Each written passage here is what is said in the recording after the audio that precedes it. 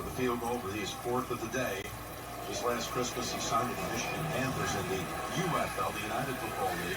He's one game for here in Fort. Look, he is trying to do something.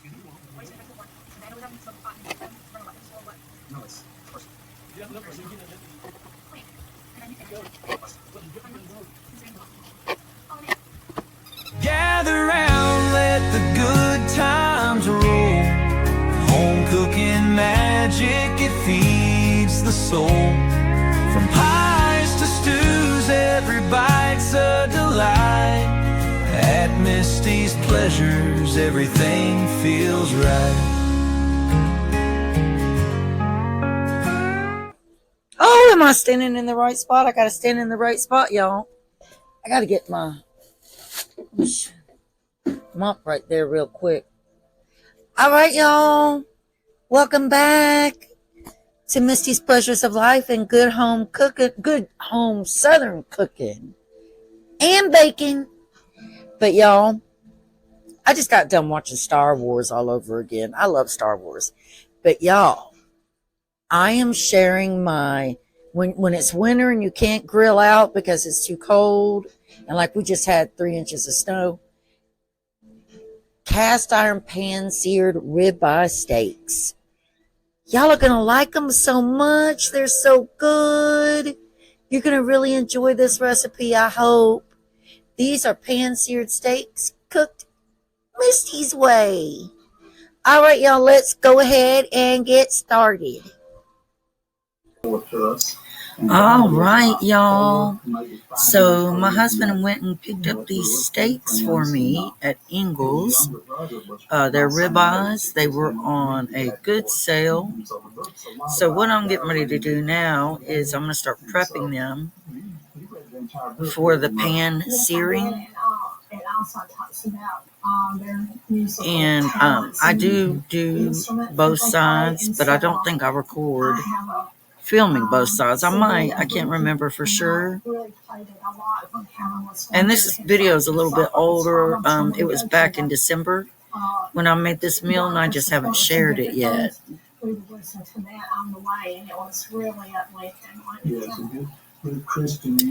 So the first thing we're going to do is the Kinder's whiskey apple.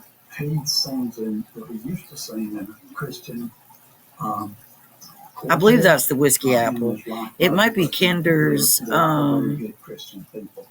buttery herb. But either one is really good on the steak. And then the next one we're coming in with is Kinder's smoked onion.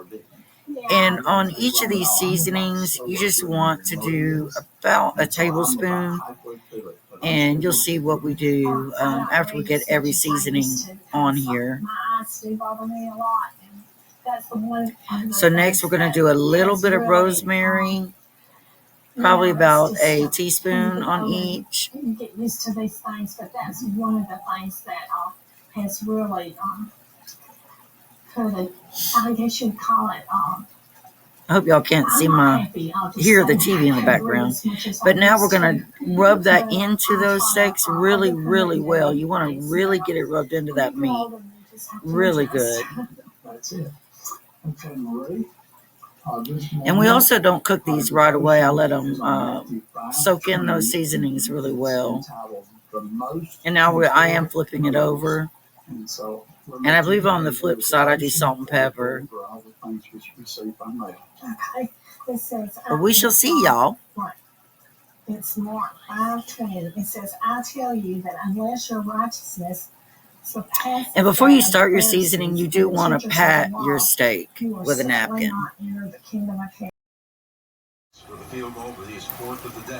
Okay, y'all. So I did season the back of the ribeye steaks as well. And that was the Kinder's lemon garlic seasoning blend. And also I'm showing you this butter because we are later going to take 4 tablespoons of butter, melt that down, and we're going to pour it all over. Well, yeah, we're going to pour it all over the steaks. Oh, no, I pour it in the cast iron skillet is what I do, and the steaks sit in it. So we're melting that out. We're melting that butter down. And you know, the process took a little time to get set. Made it a little bit tougher. Okay, CBS Sunday, don't miss Justin And CBS fall finale of Shelter. we're now going to take minced garlic and put on the tops here of each steak. I think I do take the butter and pour it on the steaks. We'll see, because we're watching this together at the same time right now, y'all. But I'm putting that garlic, I think that's the bottom of the steak, where I flipped it over.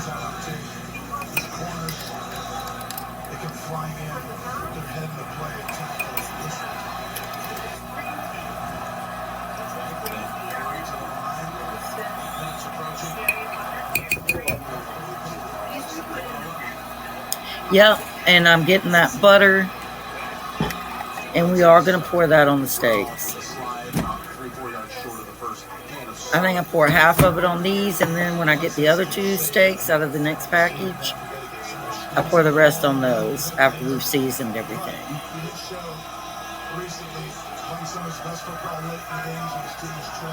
And you're pretty much just drizzling it is what you're doing.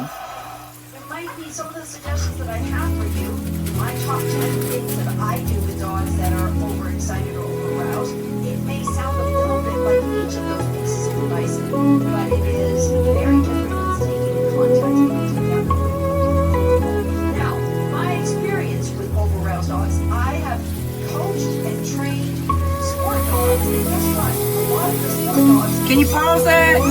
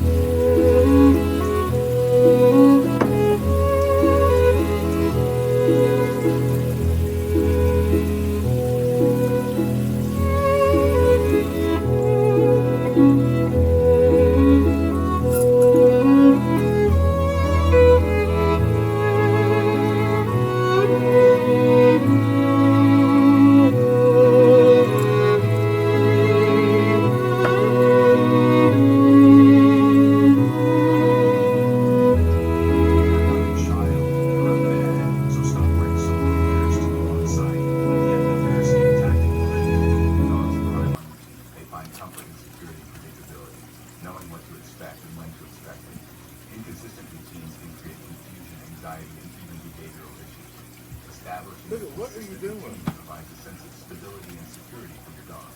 Feeding time. Feed your dog at approximately the same time each day.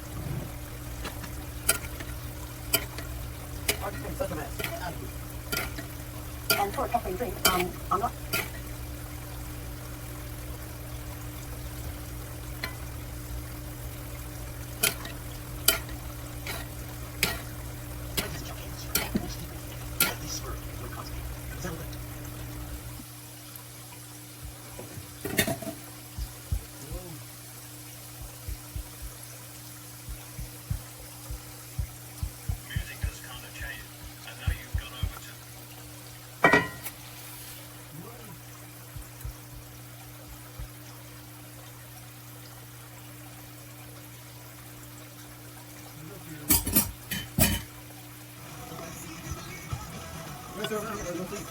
But he is trying to do something.